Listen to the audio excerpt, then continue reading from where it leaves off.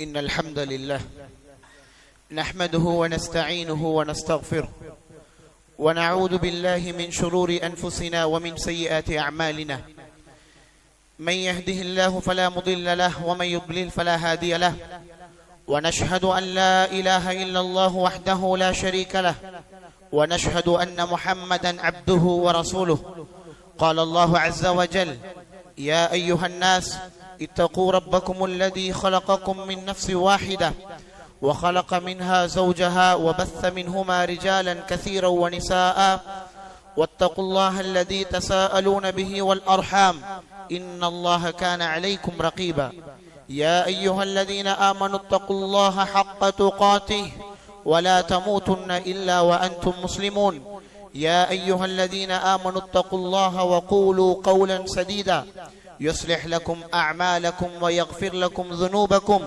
ومن يطع الله ورسوله فقد فاز فوزا عظيما أما بعد فإن أصدق الحديث كتاب الله وأحسن الهدي هدي محمد صلى الله عليه وسلم وشر الأمور محدثاتها وكل محدثة بدعة وكل بدعة ضلالة وكل ضلالة في النار. புகழனைத்தும் அல்லாஹ் ஒருவனுக்கே உரித்தானது.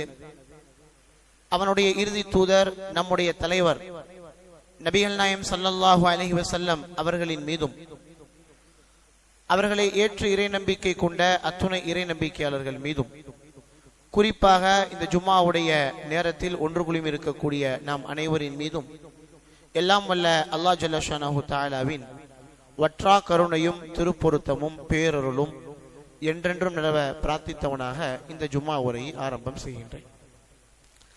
கண்ணியத்திற்குரிய எல்லாம் வல்ல அல்லாஹ்வின் நல்லடியார்களே, அன்புள்ள சகோதர சகோதரிகளே, இன்றைய ஜும்மா உரையின் தலைப்பாக அல் இஸ்திகாரா வல் இஸ்திஷாரா என்ற ஒரு தலைப்பை தேர்வு செய்து இருக்கின்றோம். உருது மொழியில் உள்ள மார்க்க அறிஞர்கள் ஒரு வேலையை செய்வதற்கு முன்னால் இரண்டு வேலையை செய்ய வேண்டும் என்று சொல்வார்கள். காம் சே பெஹ்லே தோ காம் கர்னா என்று சொல்வார்கள்.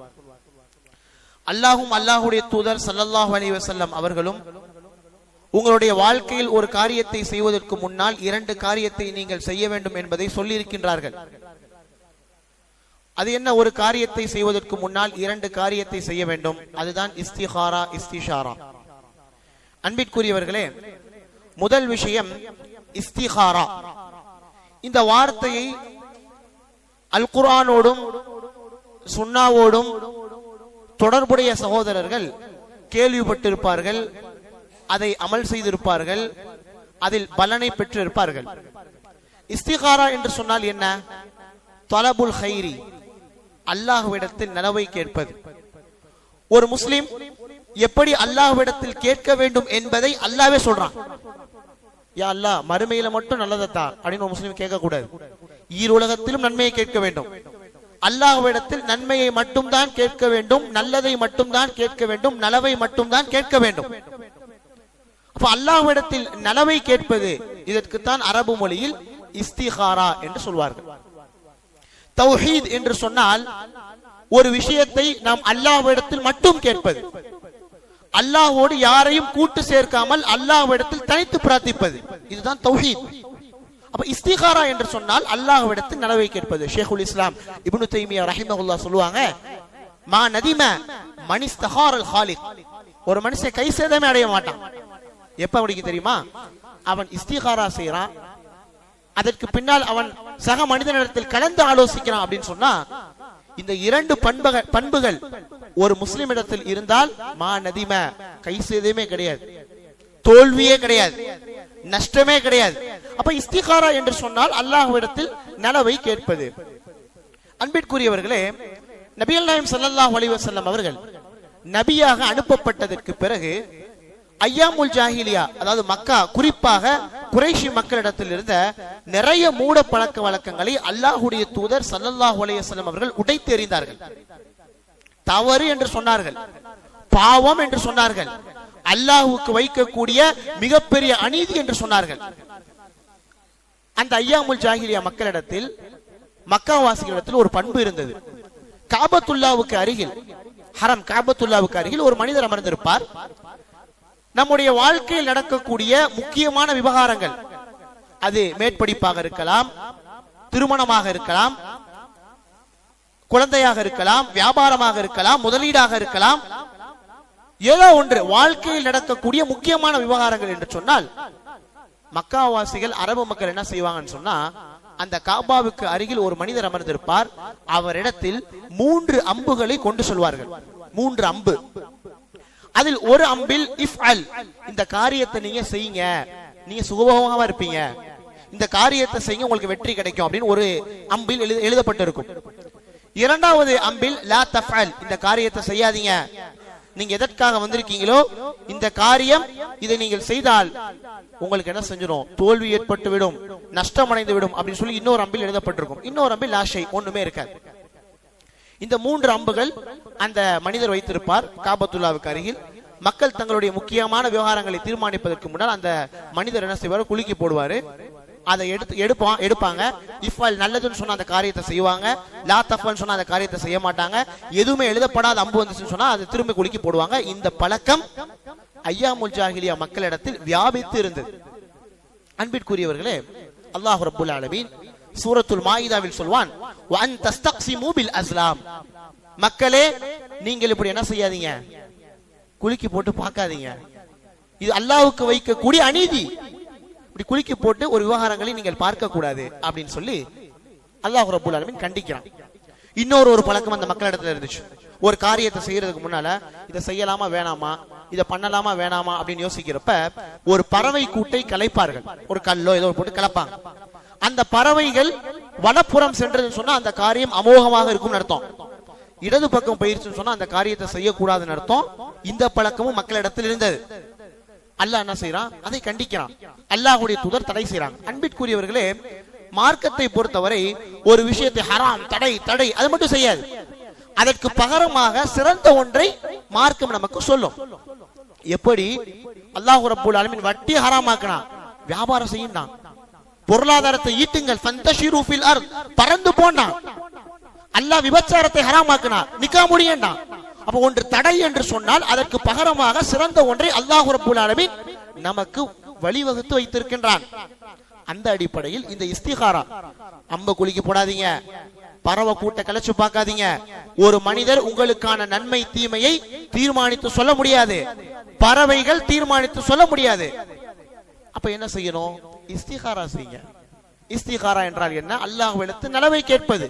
அல்லாஹ்வுடைய தூதர் ஸல்லல்லாஹு அலைஹி வஸல்லம் அவர்களை பற்றி சஹாபாக்கள் சொல்லுவாங்க, யுஅல்லிமுனல் இஸ்திகாரத கமா யுஅல்லிமுன சூரத்த மினல் குர்ஆன். அல்லாஹ்வுடைய தூதர் இந்த உலகத்துக்கு வந்தது எதுக்கு? நபிகள் நாயகம் ஸல்லல்லாஹு அலைஹி வஸல்லம் அவர்கள் 40 வயது வரை மிகப்பெரிய வியாபாரியாக இருந்தார்கள். அரபியில் தனி ஒரு புத்தகமே இருக்கு. அல்லாஹ்வுடைய தூதர் மிகப்பெரிய பிசினஸ் மேக்னட், சிரியால போய் கொள்முதல் பண்ணி மக்கள் வியாபாரம் பண்ணிட்டு இருந்தாங்க. அல்லாஹ்வுடைய தூதருடைய பார்ட்னர் அபூபக்கர் ரலியல்லாஹு அன்ஹு. அப்ப 40 வயது வரை வியாபாரம் செய்து சக மனிதனை போன்று வாழ்ந்த அல்லாஹ்வுடைய தூதர் ஸல்லல்லாஹு அலைஹி வஸல்லம் அவர்கள் 40 வயதுக்கு பிறகு அவர்களுடைய வாழ்க்கையில மாற்றம் என்ன, உங்களுக்கு வேற எந்த வேலையும் கிடையாது, வானத்திலிருந்து வந்த செய்தியை மக்களுக்கு சொல்லணும். வானத்திலிருந்து ஒரு செய்தி வருகின்றது சொன்னா மக்களுக்கு அதை அழைத்து சொல்ல வேண்டும். இதுதான் அவர்களுடைய வேலை. இதை அல்லாஹ் ரப்பல் ஆலமீன் சூரத்துல் பக்ரா சொல்வார், ரப்பனா வபஅஸ் ஃபீஹிம் ரசூலன் மின்ஹும் யத்லு அலைஹிம் ஆயாத்தி.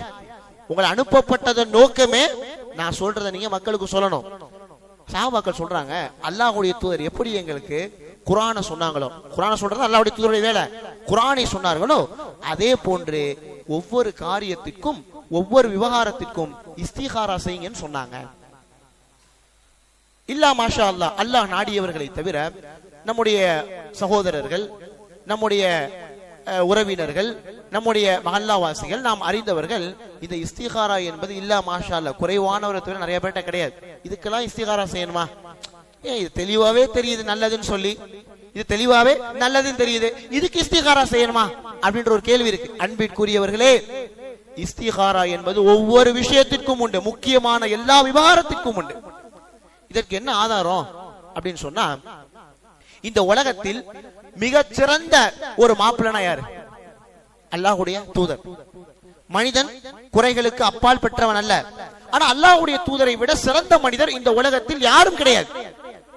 அப்பேற்பட்ட அல்லாஹ்வுடைய தூதர் ஸல்லல்லாஹு அலைஹி வஸல்லம் அவர்கள் ஸைனப் பின்த் ஜஹ்ஷ் ரலியல்லாஹு அன்ஹா, அல்லாஹ்வுடைய தூதருடைய அன்பு மனைவி, திருமணம் முடிக்கலப்ப ஒரு மனிதரை விட்டு அந்த பெண்ணை திருமணம் முடிக்க ஆசைப்படுகிறேன் அப்படின்னு சொல்லி அல்லாஹ்வுடைய தூதரை அனுப்புறாங்க. ஸைனப் பின்த் ஜஹ்ஷ் என்ன செஞ்சிருக்கணும்? அல்லாஹ்வுடைய தூதர், அவருக்கு தெரியாததா? வானத்திலிருந்து செய்தி வருது, ஈருலகத்திற்குமான தலைவர், ரஹ்மத்துல் லில் ஆலமீன், எல்லாமே தெரியும். ஸைனப் பின்த் ஜஹ்ஷ் வந்த மனிதர்கிட்ட நான் திருமணம் முடிக்கிறேன்னு சொல்லல. நீங்க அல்லாஹ்வுடைய தூதர்கிட்ட போய் சொல்லுங்க, நான் அல்லாஹ்விடத்தில் இஸ்திகாரா செய்ததற்கு பிறகு பதில் அனுப்புகிறேன் அப்படின்னு சொன்னாங்க. அன்பிற்குரியவர்களே, ரசூலுல்லாஹ்வுக்கு அந்த நிலைமை தான். எல்லா விவகாரத்திற்கும் உங்களுக்கு நன்மை எது தீமை எது என்பது தெரியாது.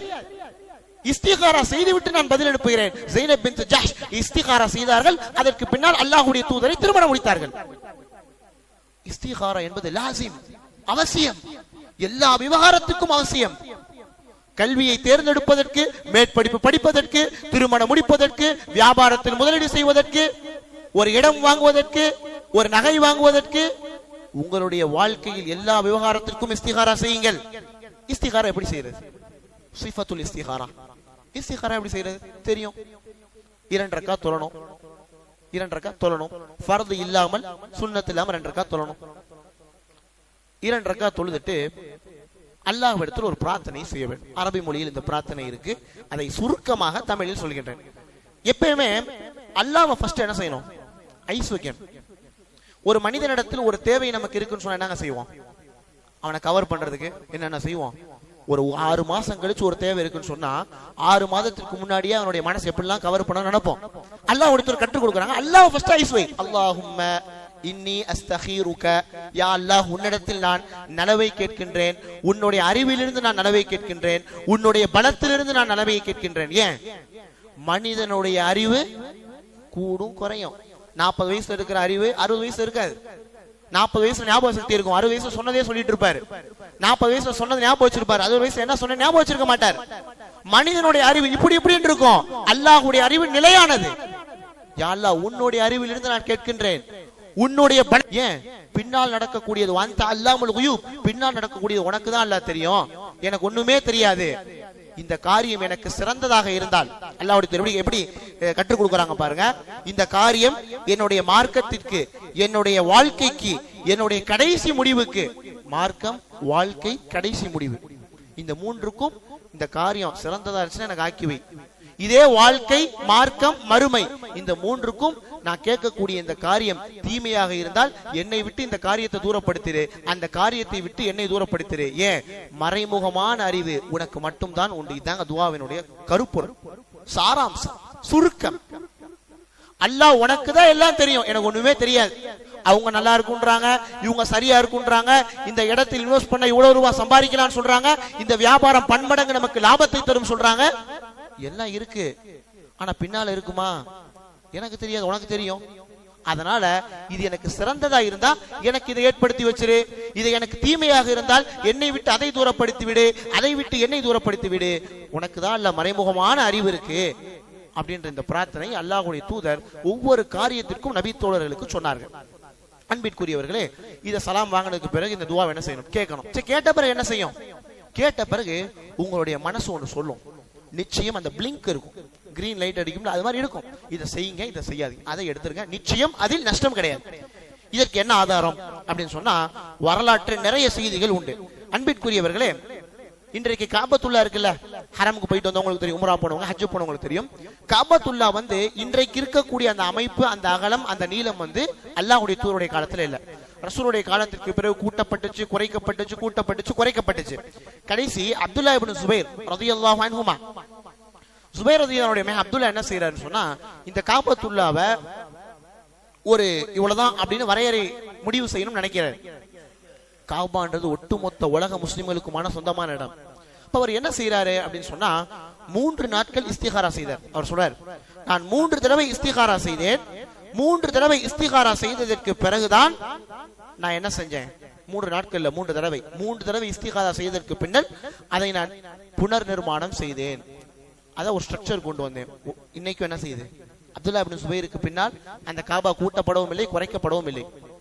3 நாட்கள் இஸ்திகாரா செஞ்சிருக்கிறாங்க. உமர் இப்னுல் கத்தாப் ரலியல்லாஹு அன்ஹு அவர்கள் பல நாட்கள் இஸ்திகாரா செய்திருக்கின்றார்கள். இஸ்திகாரா செய்யுங்கள் செய்யுங்கள், உங்களுக்கு அது செய்யலாமா செய்ய வேண்டாமா, பண்ணலாமா பண்ண வேண்டாமா, லாபமா நஷ்டமா, நன்மையா தீமையா என்று அல்லாஹ் ரப்பல் ஆலமீன் உங்களுடைய ஆழ் மனதில் போடுவான். அதை நீங்கள் எடுங்க. நிச்சயம் அதில் பரக்கத் உண்டு, நிச்சயம் அதில் நன்மை உண்டு, நிச்சயம் அதில் வெற்றி உண்டு என்பதை அல்லாஹும் அல்லாஹ்வுடைய தூதர் ஸல்லல்லாஹு அலைஹி வஸல்லம் அவர்களும் சொல்றாங்க. நீங்க யோசிச்சு பாருங்களேன், பின்னால் வரக்கூடியது நல்லதா கெட்டதா நமக்கு தெரியுமா? இன்னைக்கு ஒரு விஷயம் நன்மையா தெரியும். அல்லாஹ்வுடைய தூதர் இஸ்திகாரா என்ன சொன்னாங்க? மார்க்கம், கடைசி முடிவு, மறுமை, மூணுக்கு நன்மையா இருந்தா செய்யணும். இதை எனக்கு ஏற்படுத்துன்னு கேட்கணும். யூசுப் அலைஹிஸ்ஸலாம் அவர்கள் தந்தையை விட்டு தூரமானாங்க. யாக்கூப் அலைஹிஸ்ஸலாம் அவர்களை விட்டு பிரிஞ்சாங்க. யாக்கூப் அலைஹிஸ்ஸலாம், யா அல்லாஹ், என்னுடைய மகனை என்னிடத்தில் அழைத்து வந்து விடு, என்னுடைய மகனை என்னிடத்தில் சேர்த்து விடு என்று மகனுக்காக ஏங்கி ஏங்கி ஏங்கி பிரார்த்தனை செய்ய செய்ய செய்ய வரலாற்று ஆசிரியர்கள் பதிவு செய்வாங்க, யூசுப் அலைஹிஸ்ஸலாம் அவர்களை ஏங்கி யாக்கூப் அலைஹிஸ்ஸலாம் துஆ செய்ய செய்ய யூசுப் அலைஹிஸ்ஸலாம் பக்கத்துல வரலையா, தூரமா போயிட்டே இருக்காங்க. அல்லாஹ் தான் நன்மை வச்சிருக்கு. என்ன செஞ்சிருக்கணும்? பக்கத்துல வந்திருக்கணும். ஏங்கி ஏங்கி துஆ செய்யறாங்க, ஆனா தூரமா போயிட்டே இருக்காங்க. சிறை செல்வதை ஒரு மனிதன் விரும்ப மாட்டான். யூசுப் அலைஹிஸ்ஸலாம் அவர்கள் சிறை சென்றதினால் தான் அந்த நாட்டினுடைய பினான்ஸ் மினிஸ்டராக ஆனாங்க. ஈஜிப்தினுடைய பினான்ஸ் மினிஸ்டர். மன்னருக்கு கனவுக்கு விளக்கம் சொல்லக்கூடிய வாய்ப்பு கிடைச்சது. அதற்கு பின்னால் எகிப்தினுடைய பொருளாதார அமைச்சர் ஆனாங்க.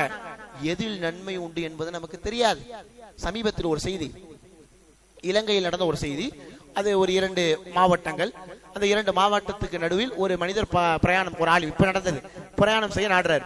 காலையில 5 மணிக்கு ஒரு பஸ் அவருக்கு, நைட்டு தூங்குறாரு. 5 மணிக்கு எந்திரிக்கிறது, 4 மணிக்கு எந்திரிக்கிறது பதிலாக 5 மணி பஸ் விட்டுட்டாரு. எந்திரிக்கிறது 6:30 மணிக்கு எந்திரிக்கிறாரு. அடுத்த பஸ் 8 மணி.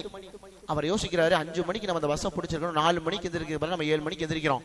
அடுத்த பஸ் 8 மணி, 3 மணி நேரம் டிஃபரெண்ட் இருக்கு அப்படின்னு சொல்லி கடுமையான மன உளைச்சல்னால போறாரு பஸ்ல. அதை விட்டுட்டோமே சொல்லி வீட்டுல உள்ளவங்க திட்டுறாரு, ஏன் உசுப்பி விடலன்னு சொல்லி. போறப்ப குறிப்பிட்ட தூரத்துக்கு மேல கடுமையான டிராபிக். என்னன்னு பார்த்தா 5 மணிக்கு கிளம்பின பஸ் வந்து டோட்டல் ஆக்சிடென்ட் ஆகி பஸ்ஸோட எல்லா பேரும் இறந்து போயிட்டாங்க. இதை பார்த்த அந்த மனிதர் முகநூல்ல பேஸ்புக்ல எழுதியிருக்காரு, அல்லாஹ் ரப்பல் ஆலமீன் எதில் நன்மை வைத்திருப்பான் என்று எனக்கு தெரியாது. 5 மணி பஸ்ல விட்டா வீட்டுல திட்டிட்டு வரேன், கடுமையான மன உளைச்சல் இருக்கு, போற வழியில டிராபிக், 3 மணி நேரம் அந்த டிராபிக் கிளியர் ஆகல. என்ன பஸ் ஆக்சிடென்ட் எல்லாம் இறந்து போயிட்டாங்க. அதனால தான் இஸ்திகாரால, யா அல்லாஹ் உன்கிட்ட தான் சக்தி இருக்கு, உன்கிட்ட தான் அறிவு இருக்கு, உன்கிட்ட தான் மறைமுகமான அறிவு இருக்கு, எனக்கு சிறந்ததாக இருந்தா ஆக்கிரு, தவறாக இருந்தால் தீமையாக இருந்தால் என்னை தூரப்படுத்திரு கேட்கிறோம். அன்பிற்குரியவர்களே, ஒரு பொருத்தமான ஒரு உதாரணத்தை சொல்லி இந்த முதல் அமர்வை நிறைவு செய்கின்றேன். ஹதீஸ் கிரந்தங்களில் ஏராளமான ஹதீஸ் கிரந்தங்கள் இருக்கு. அதில் மிக பிரபலியமான ஒரு ஹதீஸ் கிதாபு சஹீஹுல் புகாரி. புகாரி இல்லாத பள்ளி என்ன செய்யாது? இருக்காது. நீங்க எந்த கொள்கையை சேர்ந்த பள்ளிக்கு போங்க, புகாரி இருக்கத்தான் செய்யும். சரிங்களா? அப்ப அந்த புகாரி ஏன் சஹீஹுல் புகாரி மட்டும்தான் இருக்கா? ஏராளமான நூட்கள் இருக்கு. புகாரி இருக்கு, முஸ்லிம் இருக்கு, திர்மிதி இருக்கு, இப்னு மாஜா இருக்கு, அபூ தாவூத் இருக்கு, முஸன்னஃப் இப்னு அபீ ஷைபா இருக்கு, அப்துர் ரஸாக் இருக்கு, எக்கச்சக்கமான கிதாப் இருக்கு, முஸ்னத் ஆயிஷா இருக்கு. ஏராளமான ஹதீஸ் கிதாபுகள் கிட்டத்தட்ட 25,000 ஹதீஸ்களை உள்ளடக்கிய முஸ்னத் அஹ்மத் உட்பட பெரிய பெரிய கிரந்தங்கள் இருந்தாலும் வெறும் 5000 சொச்சம் ஹதீஸ்கள் நிரம்பிய சஹீஹுல் புகாரி மட்டும் ஏன் பிரபலமானது? அஸஹுல் கிதாபி பஅத கிதாபில்லாஹி அஸ்ஸ வஜல், இந்த உலகத்தில் அல்லாஹ்வுடைய வேதத்திற்கு பிறகு சிறந்த ஒரு நூல் என்று ஒட்டுமொத்த உலக முஸ்லிம்களாலும் ஏற்றுக்கொள்ளப்பட்ட, கருத்து முரண்பாடுகளுக்கு அப்பாற்பட்ட ஒரு கருத்து சஹீஹுல் புகாரி. இல்லங்க, புகாரியை விட அப்படின்னு யாருமே சொல்ல முடியாது, எந்த மன்ஹஜை சேர்ந்தவங்களும் சொல்ல முடியாது. ஏன்? புகாரி தான் குர்ஆனுக்கு பின்னால் சிறந்த ஆதாரபூர்வமான கிதாப். வெறும் 5000 ஹதீஸ் இருக்கு. இதே முஸ்னத் அஹ்மத் எடுத்துக்கிட்டீங்கன்னா 25,000 ஹதீஸ் இருக்கு. இமாம் அஹ்மத் பின் ஹம்பலுடைய ஆயிரக்கணக்கான ஹதீஸ்களை உள்ளடக்கிய நூல் ஒரு பிரபலியமாகாமல் ஏன் புகாரி ஏற்றுக்கொள்ளப்பட்டது, அங்கீகரிக்கப்பட்டதுன்னு சொன்னா இமாம் புகாரி அவர்களே சொல்றாங்க, அல் ஜாமிஉ ஸஹீஹ் என்று அந்த கிதாபுக்கான பேர். நீ புகாரி ஃபர்ஸ்ட் பேஜ்ல இருக்கும், நம்ம சஹீஹுல் புகாரின்னு சொல்றோம். இந்த கிதாபை அல்லாஹ் என்னிடத்துல எப்படி ஏற்றுக்கொண்டான்னு சொன்னா, 5000 சொச்சம் ஹதீஸ்களை பதிவு செய்ததற்கு முன்னால், ஒவ்வொரு ஹதீஸையும் பதிவு செய்ததற்கு முன்னால் நான் இஸ்திகாரா செஞ்சுட்டு தான் நான் பதிவு செஞ்சேன். ஏன இமாம்கள் அந்த கருத்தை சொல்லல. ஹதீஸை தேடுவதில் என்னென்ன சிரமங்கள், என்னென்ன பிரயத்தனங்களை மேற்கொண்டார்கள் என்பது தனி வரலாறு.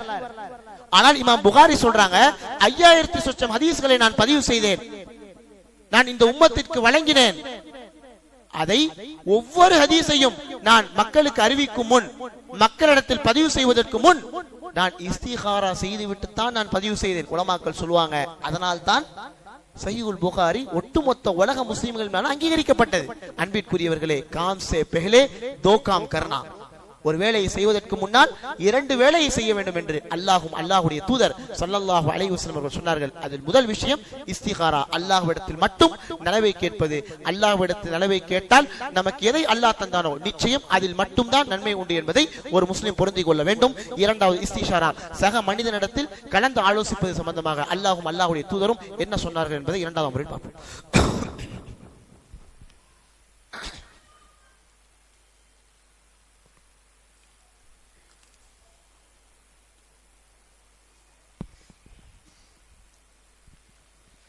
بسم الله الرحمن الرحيم الحمد لله رب العالمين والصلاة والسلام على محمد بن عبد الله القرشي صلى الله عليه وسلم أما بعد. கண்ணியத்திற்குரிய எல்லாம் வல்ல அல்லாஹ்வின் நல்லடியார்களே, ஒரு மனிதன் ஒரு காரியத்தை செய்வதற்கு முன்னால் 2 காரியத்தை செய்ய வேண்டும். இஸ்திகாரா செய்ய வேண்டும், இஸ்திஷாரா சக மனிதனிடத்தில் ஆலோசனை செய்ய வேண்டும் என்பது இன்றைய ஜும்மா உரையின் கருப்பொருள். சக மனிதனிடத்தில் ஆலோசனை செய்வது என்பது பொதுவாக மனிதர்களாகிய நாம் என்ன நினைச்சிருக்கிறோம் சொன்னா, அறிவாளிகளுக்கு ஆலோசனை தேவையில்லை அப்படின்னு நினைச்சிருக்கோம். அறிவு இல்லாதவன், பலம் இல்லாதவன், பழக்க வழக்கங்கள் இல்லாதவன், இவனுக்கு தான் ஆலோசனை தேவை. அறிவு இருக்கு, உடல் பலம் இருக்கு, பொருளாதார பலம் இருக்கு, பழக்க வழக்கங்கள் இருக்கு அப்படின்னு சொன்னா அவருக்கு சக மனிதனிடத்துல கேட்டு ஆலோசனை பெறக்கூடிய அவசியம் இல்லை என்று மனிதர்களாகிய நாம் விளங்கி வைத்திருக்கின்றோம். இந்த உலகத்தில் ஆலோசனையே தேவையில்லை என்று சொன்னால் அது யார்? அல்லாஹ்வுடைய தூதருக்கு மட்டும்தான். ஏன்? ஆலோசனை எங்க இருந்து வருது? கட்டளை எங்க இருந்து? ஒமா யன்திகு அனில் ஹவா, தனியா எதையுமே அவர் பேச மாட்டார், வானத்திலிருந்து என்னோட தான் பேசுவார். அப்போ ஆலோசனையே தேவையில்லாத மனிதர் அல்லாஹ்வுடைய தூதர் ஸல்லல்லாஹு அலைஹி வஸல்லம் அவர்கள். ஆனா சஹாபாக்கள் சொல்லுவாங்க, அல்லாஹ்வுடைய தூதரை விட அதிக ஆலோசனை செய்த மனிதர்களை நாங்கள் பார்க்கவில்லை. அதுக்கு என்ன அர்த்தம்? ரசூல் ஸல்லல்லாஹு அலைஹி வஸல்லம் அவர்கள் நமக்கு கற்றுக் கொடுக்கிறாங்க. யுஷாவிர் மா உஸாமா, யுஷாவிர் மா அலி, அலி இப்னு அபி தாலிப், உஸாமா போன்ற சின்ன சின்ன நபி தோழர்கள், 17 வயது 18 வயது நிரம்பிய நபி தோழர்களிடத்தில் அல்லாஹ்வுடைய தூதர் ஆலோசனை செய்வாங்க. அபூ ஹுரைரா ரலியல்லாஹு அன்ஹு சொல்றாங்க, ஆலோசனையே தேவையில்லாத மனிதர் என்று சொன்னால் அல்லாஹ்வுடைய தூதர். ஆனா அல்லாஹ்வுடைய தூதர் நமக்கு வழிகாட்டுறாங்க, நீங்க ஆலோசனை செய்யணும், சக மனிதனிடத்தில் கலந்து ஆலோசிக்க வேண்டும். பெரும்பாலும் நம்ம என்ன விளங்கி வச்சிருக்கிறோம், இன்னைக்கு என்ன நடக்குதுன்னு சொன்னா, ஆலோசனை என்பது ஒரு விஷயத்துல போய் ஏமாந்துடுறது, ஏமாந்த பிறகு ஆலோசனை பண்றது, மஷூரா பண்றது. கேட்டா மஷூரா பண்ணணும்னு மார்க்கம் சொல்லுதான். மார்க்கத்தை தப்பும் தவறுமா நம்ம புரிஞ்சுட்டு நம்ம அப்படியே மார்க்கத்துல திருப்பி நம்ம தப்பிக்க பார்க்கிறோம். இது ஏன் சொல்றேன்னு சொன்னா, சமீப காலமாக குறிப்பாக முஸ்லிம்கள் பெல்ட்டாக பரவலாக வசிக்கக்கூடிய பகுதியில் பொருளாதார மோசடிகள் 5 கோடி 10 கோடி 20 கோடி 30 கோடி 40 கோடின்னு சொல்லி பொருளாதார மோசடிகள் வியாபிச்சிருக்கு முஸ்லிம் ஊர்கள்ல. கடந்த மாதம் கீழக்கரையில பேசும்போது கீழக்கரையில சொல்றாங்க, பல கோடிகள் உம்மத்திலிருந்து யாரும் சாப்பிடாம போயிடுச்சு. ஏமாற்றப்பட்டோம். ஏமாற்றப்பட்டதற்கு பிறகு அது சம்பந்தமாக யாராவது ஒரு இடத்துல போய் கேட்டோம் சொன்னா, கலந்து ஆலோசிக்கிறப்ப நீங்க இதை செஞ்சிருக்க கூடாது, இந்த ஆலோசனையை நீங்க முன்னால கேட்டிருக்கணுமே அப்படின்னு சொல்லுவாங்களாம். அவங்க சொல்லல, அல்லாஹ்வும் அல்லாஹ்வுடைய தூதரும் சொல்றாங்க. மஷூரா என்பது என்ன? ஒரு காரியத்தை செய்வதற்கு முன்னால் செய்யணும். பத்ருடைய களம், அல்லாஹ்வுடைய தூதர் ராணுவ கட்டமைப்பை உருவாக்குறாங்க. முத நாள் போய் பத்ருடைய களத்துக்கு போறாங்க. மஸ்ஜிதுல் அரீஷ், இன்னைக்கும் பத்ருக்கு போறவங்க பாப்பாங்க, அங்க பிளான் பண்றாங்க. அல்லாஹ்வுடைய தூதரும் அபூபக்கர் ரலியல்லாஹு அன்ஹு உட்கார்ந்து துஆ செய்றாங்க. அபூபக்கர் சொன்னா எந்திரிங்கன்றாங்க. எல்லா பிளான் முடிச்சு எல்லா மஷூராவும் பண்ணி செஞ்சாங்க. அல்லாஹ் வெற்றியை கொடுத்தான். முடிந்ததற்கு பின்னால் செய்வது மஷூரா அல்ல. ஒரு காரியத்தை நாம் அணுகுவதற்கு முன்னால், செய்வதற்கு முன்னால் கலந்து ஆலோசிப்பதுதான் மஷூரா. அல்லாஹ் ரப்பல் ஆலமீன் 3வது அத்தியாயம் 159வது வசனத்தில் அல்லாஹ் சொல்றான், வஷாவிர்ஹும் ஃபில் அம்ர் ஃபஇதா அஸம்த ஃபதவக்கல் அலல்லாஹ். மஷூரா செய்து ஒரு முடிவு எடுங்கள், எடுத்ததற்கு பிறகு அல்லாஹ்வை முழுமையாக சார்ந்தீர்கள், முடிஞ்சிருச்சு. ஆலோசனை என்பது எப்ப? காரியத்தை செய்வதற்கு முன்னால் செய்ய வேண்டும். அன்பிற்குரியவர்களே, மஷூராவினுடைய நன்மையை ஒட்டுமொத்த உலக முஸ்லிம்களும் அனுபவித்துக் கொண்டிருக்கிறோம். எல்லாரும் ஒரு ஆள் மஷூரா கொடுத்தது நமக்கு எவ்வளவு நன்மை என்பதற்கு இந்த ஒரு செய்தி உதாரணம். எங்களுடைய தஃப்சீர் உஸ்தாத் ஷேக் ஃபர்மான் நதவி சொல்லுவாங்க, இந்த சம்பவத்தை சொல்லி ஒரு நபி கொடுத்ததனுடைய மஷூராவினால் தான் உம்மத்தே முஹம்மத் அல்லாஹ்வுடைய தூதர் ஸல்லல்லாஹு அலைஹி வஸல்லம் அவருடைய உம்மத் தப்பிச்சது. அது என்னங்க? சஹீஹுல் புகாரியினுடைய 7517வது இலக்கத்தில் பதிவு செய்திருக்கக்கூடிய ஒரு செய்தி. அல்லாஹ்வுடைய தூதர் ஸல்லல்லாஹு அலைஹி வஸல்லம் அவர்கள் மேராஜ் போறாங்க. மக்கால இருந்து பைத்துல் முகத்தஸ் போறாங்க, அங்க இருந்து வானலோகத்துக்கு போறாங்க, போயிட்டு கீழே வராங்க. இந்த செய்தி நமக்கு தெரியும். மேராஜ் போயிட்டு ஒவ்வொரு வானத்தில் இறங்கும் பொழுது ஒவ்வொரு நபி என்ன செய்யறாங்க, வாங்க நல்வரவு உண்டாகட்டும் அப்படின்னு சொல்லி வாழ்த்தி இறக்குறாங்க. மூசா அலைஹிஸ்ஸலாம் மட்டும் என்ன சொல்றாங்க அப்படின்னு சொன்னா, நான் முஹம்மத் அல்லாஹ் பார்த்துட்டு வந்துட்டியா? அல்லாஹ் பார்த்துட்டு வந்துட்டேன். அல்லாஹ்வுடைய தூதர் சொல்றாங்க, ஓகே. அல்லாஹ் என்ன சொன்னா, மேராஜ்ல தான் தொழுகை கடமையாகுது. அல்லாஹ் வந்து தொழுகை கடமையாக்கி இருக்கான். அல்லாஹ்வுடைய தூதர் சொல்றாங்க. புகாரில இருக்கு, பெரிய செய்தி, சுருக்கமா சொல்றேன். அல்லாஹ்வுடைய தூதர் சொல்றாங்க, அல்லாஹ் வந்து தொழுகை கடமையாக்கி இருக்கான். மூசா அலைஹிஸ்ஸலாம் கேக்குறாங்க, எவ்வளவு தொழுகை? 50 வக்து கடமையாக்கி இருக்கான். உடனே மூசா அலைஹிஸ்ஸலாம் சொல்றாங்க, நிச்சயம் உம்மத் தொழ மாட்டாங்க, போய் குறைச்சிட்டு வாங்கன்றாங்க. அல்லாஹ் உடனே மூசா அலைஹிஸ்ஸலாமுடைய பேச்சை கேட்டு அல்லாஹ்வுடைய தூதர் திரும்ப வானத்துக்கு போறாங்க. மேல ஜிப்ரீல் அலைஹிஸ்ஸலாம் கூட்டு போறாங்க. யா அல்லாஹ், இது மாதிரி என்னுடைய உம்மத்து கஷ்டப்படுவாங்க, கொஞ்சம் குறைச்சிடலாம். அல்லாஹ் 10 குறைச்சான். 40ஓடு வந்தாங்க. மூசா அலைஹிஸ்ஸலாம் கேட்டாங்க, என்னப்பா எவ்வளவு குறைச்சிருக்கான்? அல்லாஹ் 10. நிச்சயம் தொழ மாட்டாங்க, 40 தொழ மாட்டாங்க, மேல அனுப்பிச்சு விடுங்க. மேல அனுப்பிச்சு விட்டாங்க. இப்படியே 30 ஆச்சு, 20 ஆச்சு. கடைசி 10ஓட இறங்கினாங்க. ஒவ்வொன்றுபடி இறங்குறாங்க. கடைசி மூசா அலைஹிஸ்ஸலாம் கேட்கறாங்க, அல்லாஹ் இப்ப எப்பொழுது எவ்வளவு தொழுகை இப்ப கடமையாக்கி இருக்கான்? 10 குறைச்சு 10 இருக்கு, இல்ல 10 குறைச்சு கடைசி 10 இருக்கு. மூசா அலைஹிஸ்ஸலாம் சொல்றாங்க, இதையும் தொழ மாட்டாங்க, என்னுடைய உம்மத்துல நான் அனுபவிச்சிருக்கேன், போய் குறைச்சிட்டு வாங்க. அல்லாஹ்வுடைய தூதர் மேல போறாங்க.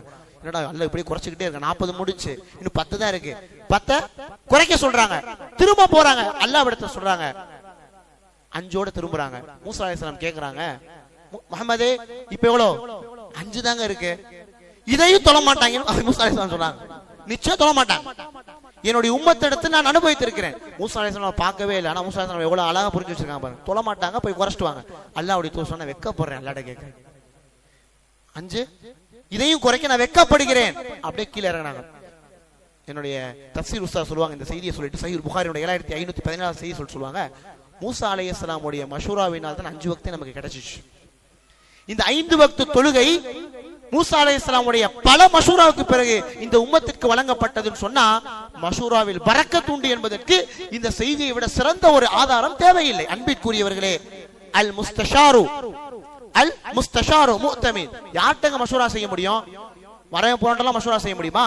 அமானிதம் பாதுகாக்கக்கூடியவன்.